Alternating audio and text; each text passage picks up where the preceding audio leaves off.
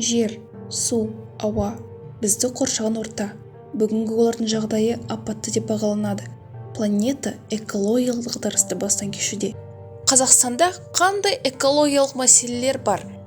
Өзіңізге осы сұрақты қоясыз ба? Осы сұраққа жауап іздеп көрейік. Республикада шұғыл шешімді талап ететін көптеген экологиялық мәселелер бар. Бүгінгі таңда экологиялық мәселе біз үшін ең өзекті тақырып болып отыр. Қазақстандағы экологиялық мәселелердің 3 түрі бар. Олар ауа ластануы, су ластануы және де жер ресурстарының ластануы болып табылады. Қазақстандағы ауаның ластануы. Мұнай мен газ өндіру кезінде ілеспе газды жағу бұл атмосфераға күлдің шығаруымен бірге іске асады. Атмосфераға көміртек пен қорғасын тотығын шығаратын автокөліктер саны көбейіп жатыр. Қазақстандағы судың ластануы. Қазақстан орталық Азиядағы ең ірі мемлекет, бірақ сумен қамтамасыз ету тұрғысынан ол ең қиын жағдайда тұр. Бүгінде Қазақстанда 33 су нысаны пайдалануға жарамсыз.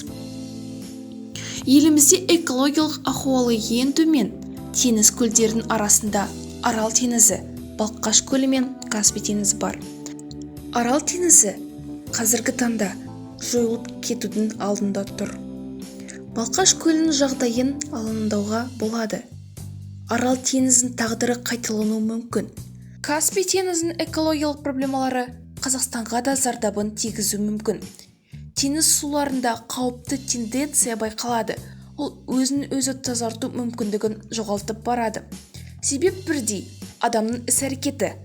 Каспий жағалауында және теңізге дейінгі платформаларда мұнай өндіру бұл Каспийдің ең басты мәселесі болып табылады. Қазақстандағы жер ресурстарының ластануы. Жер ресурстарының жағдайы атмосфера мен судағы экологиялық жағдайға тікелей байланысты. Әдетте жер ресурстарының экологиялық жағдайын өндірістік қалдықтар, демалыс орындарының қоқысқа толуы болып табылады. Қазақстанда қоқыс көп және үлкен полигондар бар. Қоршаған ортамыз неліктен біздің кесірімізден зардап шегу керек? Тіпті менің туған жерімде Қима ауылында экологиялық мәселелер бар. Жаңа Қима ауылында жер ресурстарының ластануы байқалады. Қай жерге қарама, қоқыс қалдықтары қаншама.